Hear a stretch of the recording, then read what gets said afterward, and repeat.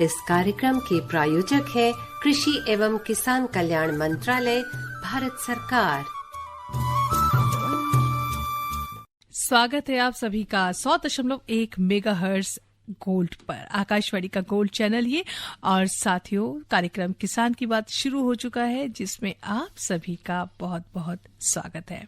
आज मैं हूं आपके साथ आरती जी हाँ, और मैं हूं संजय।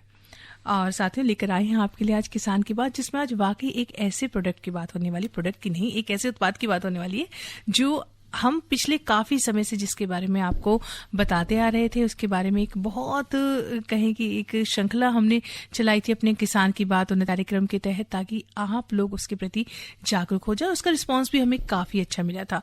तो संजय, समय नहीं गवाते हैं और बता देते हैं कि आज हम किसके बारे में बात करें। जी हाँ, आज हम बात करने वाले हैं श्री बाजरे से प्राप्त स्मार्ट फूड, एक नवीन उत्पाद। और इसके लिए हमारे साथ जो विशेषज्ञ मौजूद हैं, हम उनका आपसे परिचय करा दें। जी हाँ, आज हमारे साथ हैं डॉक्टर रजीत रंजन कुमार जी, जो कि वरिष्ठ वैज्ञानिक है, कृषि जैव रसायन संभाग, भारतीय कृषि अनुसंधान संस्थान पूसा, नई दिल्ली में। डॉक्टर रंजीत जी, आपको बहुत बहुत स्वागत कार्यक्रम में। थैंक यू, धन्यवाद जी। तो डॉक्टर साहब बिल्कुल तैयार है, देखिए, और उम्मीद है आप लोग भी तैयार होंगे। आज श्री बाजरे से जो हम स्मार्ट फूड है ना, किस तरह से वो, तो देखिए बाजरा अपने आप में काफी स्मार्ट है, और उससे स्मार्ट फूड किस तरह से हम प्राप्त कर सकते हैं, क्या क्या ऑप्शन है, किस किस जो क्षेत्र है आप वहां जा सकते हैं, ये सारी बातें आज होंगी। तो डॉक्टर साहब बिल्कुल तैयार है। एक बार आपको फोन नंबर हम बता देते हैं, ताकि आप इससे जुड़ा कुछ सवाल करना चाहते हैं तो जरूर पूछें। फोन नंबर है हमारा 011, दिल्ली का STD कोड है। इसके बाद आप नंबर डायल करेंगे 23421082। तो बिल्कुल हम तैयार हैं, आप भी उम्मीद है तैयार होंगे। आइए शुरू करते हैं आज के सवालों का सिलसिला, जब तक आपके कॉल्स आते हैं। डॉक्टर साहब, सबसे पहले आपसे ये जानना चाहेंगे कि बाजरे को स्मार्ट फूड क्यों कहा जाता है? देखिए, बाजरा जो कि मैंने पहले ही बताया, बाजरे को भगवान का अन्न भी बोलते हैं। तो इसमें वो सारे पोषक तत्व हैं जो एक इंसान को चाहिए होता है, जिसे आप बैलेंस डाइट बोलते हैं। और बाजरे से बनी जो भी प्रोडक्ट या पदार्थ हैं, उसमें भी वो सारे पोषक तत्व वैसे ही आते हैं।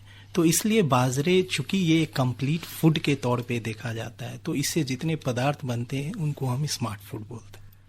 जी, तो बाजरे से हमें हर तरह के लाभ प्राप्त हो सकते हैं, चाहे वो पोषक तत्व की बात करें, पेट तो भरता ही है। तो डॉक्टर साहब ने बताया कि इसको स्मार्ट फूड क्यों कहा जाता है। लेकिन डॉक्टर साहब, एक बात और है, स्मार्ट फूड का इस्तेमाल खाने में तो करते ही हैं, इसके साथ साथ बिजनेस के लिए किस तरीके से, वैसे कौन कौन से प्रोडक्ट हैं जिसका इस्तेमाल किया जा सकता है? देखिए, बाजरे से जैसा कि आपको पता है, पिछले साल ही हमने इंटरनेशनल ईयर ऑफ मिलेट्स मनाया है। तो बाजरे से कुछ एक पदार्थ जो काफ़ी पॉपुलर हैं, जैसे बाजरे के लड्डू, बाजरे के दूध आजकल बहुत ही ज़्यादा फोकस में है, या बाजरे का पाड़ा आप बना सकते हैं, केक बना सकते हैं, कुकीज़ बना सकते हैं। और अभी पिछले कुछ महीनों में नए पदार्थ कुछ जो आए हैं वो हैं, जैसे बाजरे का इडली, आप बाजरे के गोलगप्पे बना सकते हैं, आप बाजरे का नूडल्स बना सकते हैं। तो ये सारे पदार्थ ऐसे हैं जिसमें आप देखोगे गेहूं या किसी और अन्न से जो बना है तो काफ़ी डिमांड में होता है। लेकिन उसमें दिक्कत ये है कि मैदा या गेहूं के पदार्थ स्वास्थ्य के हिसाब से उतने अच्छे नहीं माने जाते।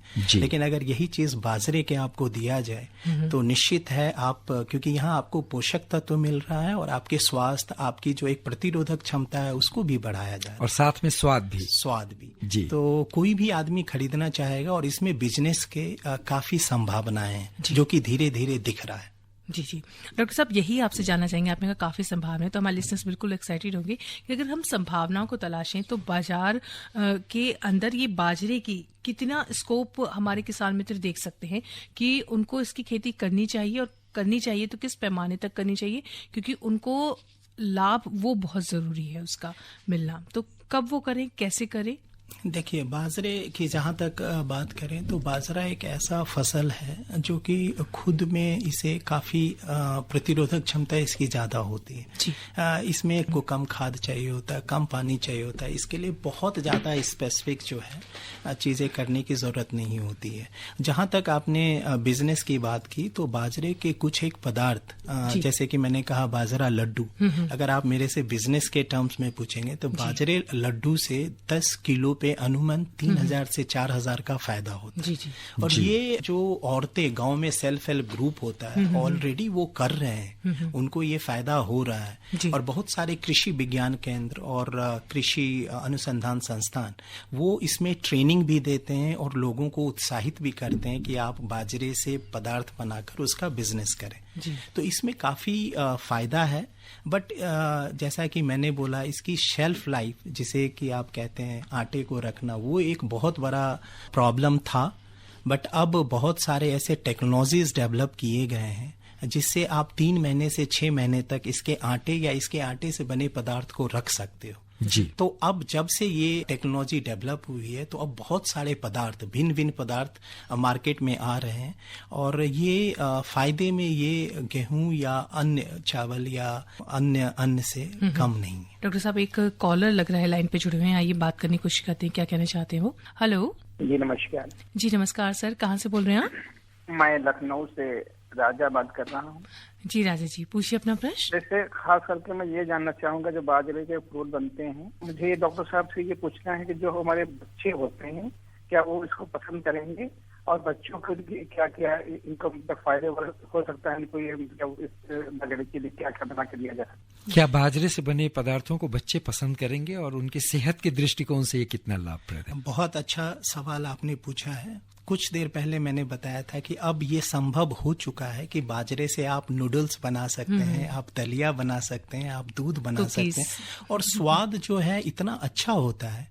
इसमें आप चाहें तो चॉकलेट फ्लेवर या आप चाहें तो इसमें केसर का फ्लेवर ये डेवलप कर सकते हैं। तो मेरे ख्याल से बच्चों को ऐसी चीजें बहुत पसंद आती हैं। और तीसरा है कि बाजरे में ऐसे कुछ पदार्थ जैसे विटामिन, प्रोटीन्स, फाइबर्स इतने ज्यादा होते हैं कि बच्चों के ग्रोथ के लिए जो जरूरत होती है वो सारी मात्राएं बाजरे के आटे में होती है। डॉक्टर साहब, इसी को मैं एक ये कहना चाहूंगी कि एक तो सबसे पहले हम इसे श्री अन्न के अंदर सम्मिलित है, ये श्री बाजरे आज हम लेकर आए हैं। तो श्री हम भारत में उसी को कहा जाता है जिसके अंदर बहुत से गुण होते हैं, बहुत माननीय होता है।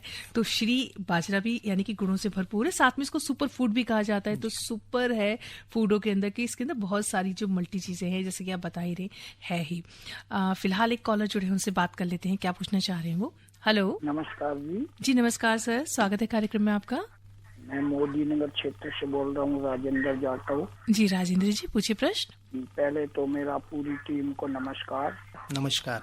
क्या ये बाजरे से जो बने पदार्थ हैं ये ज्यादा दिन रोके जा सकते हैं? आपने बहुत ही अच्छा सवाल पूछा है राजेंद्र जी। तो जैसा कि मैंने बताया, कृषि अनुसंधान संस्थान ने कुछ एक ऐसा टेक्नोलॉजी डेवलप किया है जिससे अगर आप बाजरे को ट्रीट कर दें, उसके आटे को ट्रीट कर दें, तो आप 3 से 6 महीने तक बाजरे के आटे को रख सकते हैं बिना महक, बिना कड़वापन के। जी डॉक्टर साहब, ये जो आपने ट्रीट करने की बात की, तो ये पूसा संस्थान यही करता है या कुछ टिप्स है जो आप शेयर करना चाहेंगे हमारे श्रोताओं के साथ?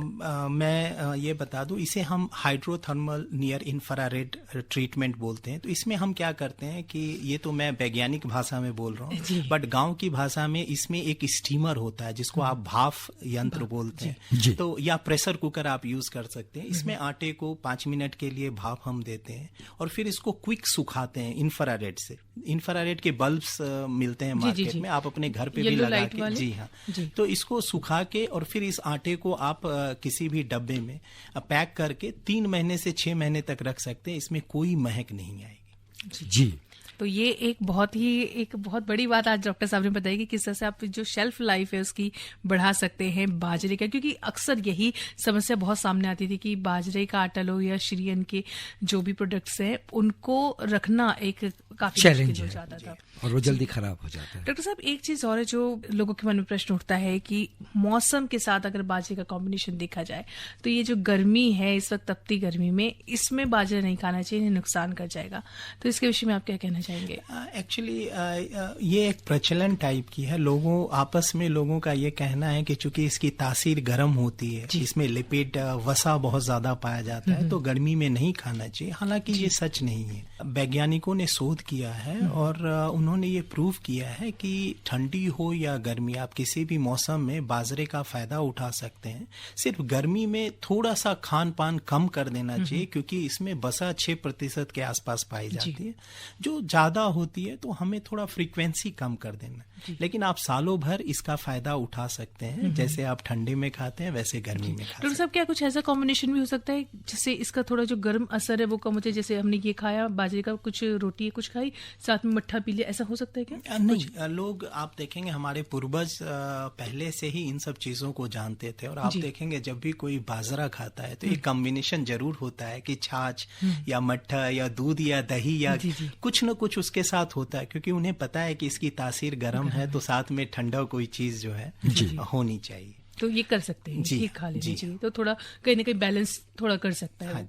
जी डॉक्टर साहब, एक और कॉलर जुड़े हैं, उनसे भी बात कर लेते हैं, क्या कहना चाह रहे हो? हेलो नमस्कार जी। नमस्कार, क्या नाम है आपका और क्या सवाल है? मैं जाकिर हुसैन बोल रहा हूँ जी, जिला मेवात। जी जाकिर जी, आपका सवाल क्या है? मेरा सवाल सर ये है डॉक्टर साहब से कि बाजरे में कौन कौन से विटामिन पाए जाते हैं?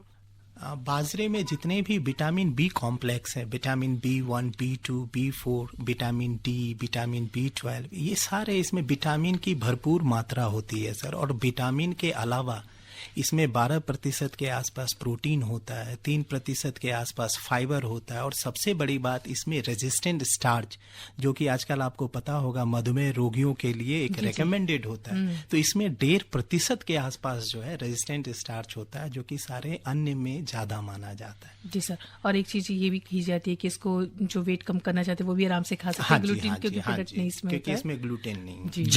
जी डॉक्टर साहब, एक और कॉलर जुड़े हैं, बात कर लेते हैं उनसे। हेलो, मेरा नाम राजेश कुमार जम्मू कश्मीर से बोल रहे हैं। जी राजेश जी, पूछिए प्रश्न। हमारा क्वेश्चन ये है कि हम भी बाजरा लगाते हैं लेकिन पशुओं के चारे के लिए लगाते हैं। उसका कारण ये है कि हमारे पास इसकी मशीन नहीं है इसका दाना निकालने के लिए, तो जो गेहूं वाली मशीन होती है उससे इसका दाना निकाल सकते हैं क्या? नहीं राजेश जी, आपको बताएं, जो आप बता रहे हैं दाना निकालने के लिए, तो अब बाजरा के लिए भी डिकॉटिकेटर मशीन जो है और सस्ते दामों पे जो है ये अवेलेबल है। आप जम्मू कश्मीर से बोल रहे हैं, आपके बगल में लुधियाना में बहुत सारे ऐसे मशीन हैं जो बाजरा के डिकॉटिकेशन के लिए ही बनाए गए हैं और सस्ते दामों में उपलब्ध हैं, तो आप उसको यूज कर सकते हैं।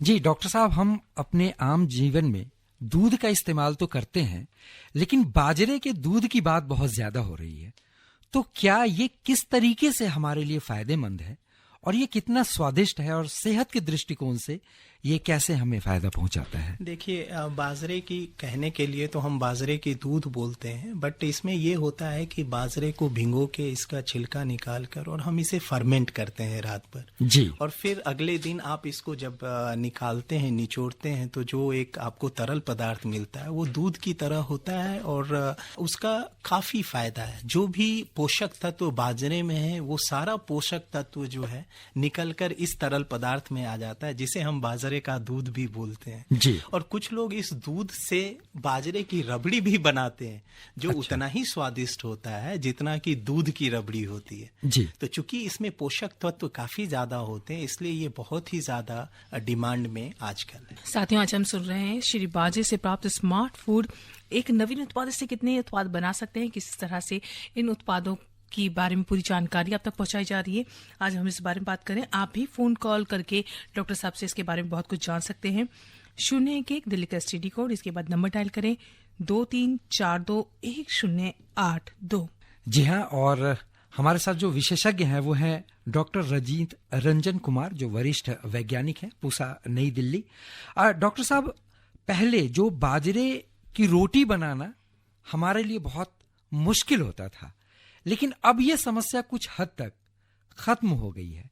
आखिर ऐसा क्या कुछ हुआ है जिससे इस समस्या से अब हमें दो चार नहीं होना पड़ रहा? मैं बताऊं, ये कुछ हद तक ने इस समस्या को पूरी तरह दूर कर लिया गया और अब कोई भी घर में, पहले बाजरे की रोटी सारे लोग नहीं बना सकते थे क्योंकि मोटी मोटी रोटी बनती थी और आपको बनाने का तरीका पता होना चाहिए जी। बट अभी कृषि अनुसंधान संस्थान ने रिसर्च के आधार पे एक ऐसा फोर्टिफाइड आटा बनाया है जिसमें कि आप सभी को पता है कि बाजरे में ग्लूटेन नहीं पाया जाता है, जिसके चलते रोटी बनाना मुश्किल होती है। वो शायद बांधने का काम करता है। जी हाँ, बांधने का काम करता है। तो अब अनुसंधान ऐसे ऐसे अनुसंधान हुए जिसमें उन्होंने कुछ एक मिक्सचर जो है, जैसे कुट्टू का आटा या कुछ एक दाल के पाउडर, इसको मिला के एक ऐसा फोर्टिफाइड आटा बनाया है कि जिसमें जो बांधने की क्षमता है वो उतनी ही है जितनी ग्लूटेन के द्वारा गेहूं के आटे में। तो अब आप पतली पतली फुली फुली रोटी बाजरे की आराम से बना सकते हो।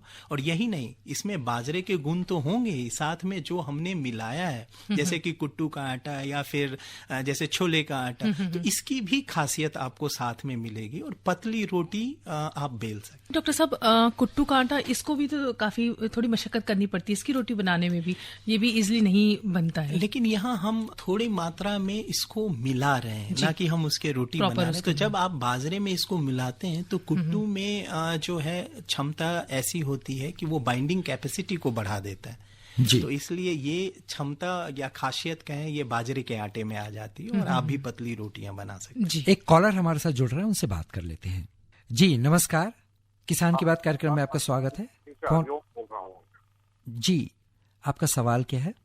मेरा सवाल ये है कि जब बाजरे की रोटी बनाते हैं या परोठा बनाते हैं जी, ये कैड़ा हो जाता है, तो इसकी मुलायमता रखने के लिए इसमें क्या क्या करना चाहिए? जैसा कि मैंने बताया, बाजरे ही एक ऐसा अन्न या बाजरा आटा ही एक ऐसा आटा है जिसमें ग्लूटेन नहीं पाया जाता है। तो इसके चलते ये होता है कि जब आप रोटी बनाते हैं तो वो काफी कड़ा और थोड़ी देर अगर आप छोड़ दें तो काफी कठोर टाइप का हो जाता है। तो इसमें चूंकि अगर आप थोड़ा सा इसमें कुट्टू का आटा और थोड़ा सा दाल या दलिया का आटा मिला दें आप, उसके बाद जो आप रोटी बनाएंगे तो वो आप आराम से आधे घंटे 1 घंटे रख सकते हैं। वो काफी मुलायम होगी और आपको बाजरे के स्वाद में बहुत सारे पोषक तत्व भी मिलेंगे, वो कठोर नहीं होगा। जी बिल्कुल। और श्रोताओं को तो मैं बहुत तहे दिल से धन्यवाद देना चाहूंगी कि आपके जरिए हमें भी संजय काफी नॉलेज जो है वो मिलती जा रही है, काफी कुछ जानने को मिल रहा है। बिल्कुल। एक और श्रोता जुड़े डॉक्टर साहब, उनसे बात कर लेते हैं। हेलो जी नमस्कार जी, रेडियो सेट से थोड़ा दूर हो जाएं प्लीज। जी मैम, डॉक्टर साहब जी नमस्कार जी। वो सर वो चीज के लिए बोल रहे थे, जैसे दूध के लिए, बाजरे के जैसे दूध किस तरीका से बनाना चाहिए? जी देखिए, मैंने पहले भी बताया है कि हालांकि ये हम बोलते तो बाजरे का दूध है, बट ये दूध नहीं होता है। इसमें हम बाजरे को पानी में 2-2.5 घंटे के लिए भिगो देते हैं और इसका बाहर का छिलका हटाकर इसको रात भर पानी में फर्मेंट करने के लिए छोड़ते हैं। अगले दिन आप इसको पानी में छानकर और इसको पीस देते हैं और पीसने के बाद किसी पतले कपड़े से इसको छानकर जो आप तरल पदार्थ निकालते हैं वो दूध की तरह होता है। और उसमें आप फिर जैसे छाछ में आप नमक या अपने स्वाद अनुसार चीजें मिलाते हैं, इसमें मिला के इसका सेवन कर सकते हैं। इसे ही बाजरे का दूध बोलते हैं और काफी स्वादिष्ट होता है। और साथ में पोषक तत्व से ये जितना बाजरे से ज्यादा पोषक तत्व इसमें होता है, ये भी एक आश्चर्य की बात है, क्योंकि फर्मेंटेशन से बहुत सारे ऐसे पोषक तत्व जो हमारा शरीर नहीं एब्जॉर्ब कर सकता है, फर्मेंटेशन से वो भी खुलकर बाहर आ जाते हैं और आपके तरल पदार्थ में वो मौजूद होते हैं। जी डॉक्टर साहब, बाजरे से जो उत्पाद बन रहे हैं, जो स्मार्ट फूड बन रहे हैं, उसके लिए सबसे ज्यादा जरूरी ये होता है कि जो गुणवत्ता हो बाजरे की वो बहुत अच्छी हो। तो इसके लिए जो किसान हमारे बाजरे की खेती करते हैं, आप उनको कौन कौन किस तरीके का बीज इस्तेमाल करने की सलाह देंगे जिससे कि जो वो गुणवत्ता वाली फसल पैदा कर सकें? देखिए, बाजरा एक ऐसा फसल है जिसमें बीज के गुणवत्ता पे ज्यादा हम बात नहीं करते, क्योंकि इसमें वो सारी खासियत है जो नजदीक तक भी कोई और अन्य नहीं है। जी। तो आप कहीं भी उगाएं, जैसा कि मैंने बताया, ये एक बड़ा ही प्रतिरोधी टाइप का फसल है। इसे बहुत ज्यादा इनपुट की जरूरत नहीं होती है और इसमें वो सारे पोषक तत्व या खासियत दाने में होते हैं। तो इसमें हम बात करते हैं, चूंकि बाजरे में सारी खासियत है तो एक डिमेरिट भी है कि इसके आटे को आप ज्यादा दिन रख नहीं सकते, दूसरे से तीसरे दिन इसमें कड़वापन आ जाता है।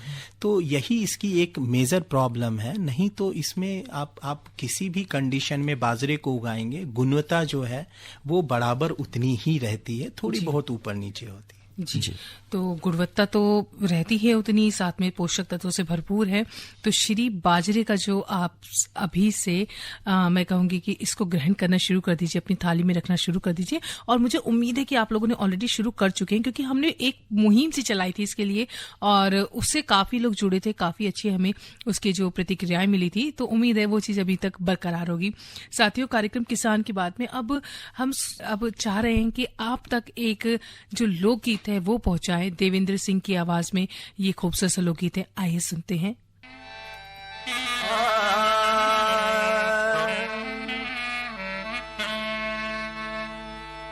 बेईमानी और लालच खोटा, दुविधा में दुख हो से, शांति का धन सफल कमाई, सब्र करे सुख हो से। बेईमानी और लालच खोटा, दुविधा में दुख हो से, शांति का धन सफल कमाई, सब्र करे सुख हो से। शांति का धन सफल कमाई, सब्र करे सुख हो से।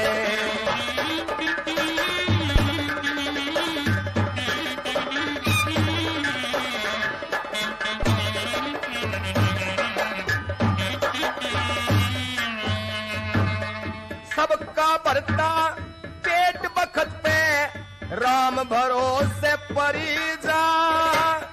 सबको देता तोल तोल के, हाथ हरी के नरीजा। किसे के धोरे पूंजी घर की, किसे के सर पे करी जा। कोई ऊंचा कोई नीचा बना दिया, न्यारा न्यारा दरे जहाए। कोई ऊंचा कोई नीचा बना दिया, न्यारा न्यारा दरे जा। मोती कैसी आप उतर जा, मोती कैसी आप उतर जा, थोड़ी सी दुख हो से। शांति का धन सफल कमाई, सब्र करे सुख हो से। शांति का धन सफल कमाई, सब्र करे सुख हो से।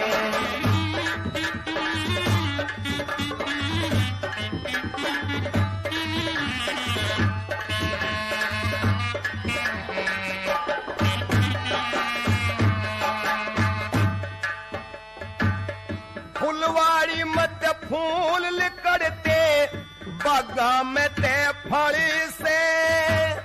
अग्नि में ते धुआं लिकड़े, ठोकड़े खतर झड़ी से। चिड़िया के माँ भरे चलतरी, गाट गाट में छड़ी से। नदी में ते नीर बहे, फिर पार होण न पुल से हाय। नदी में ते निकले, फिर पार होण न पुल से। इंजन कैसी कलला रखी, इंजन कैसी कलला रखी, हरदम फुक फुक हो से। शांति का धन सफल कमाई, सब्र करे सुख हो से। शांति का धन सफल कमाई, सब्र करे सुख हो से।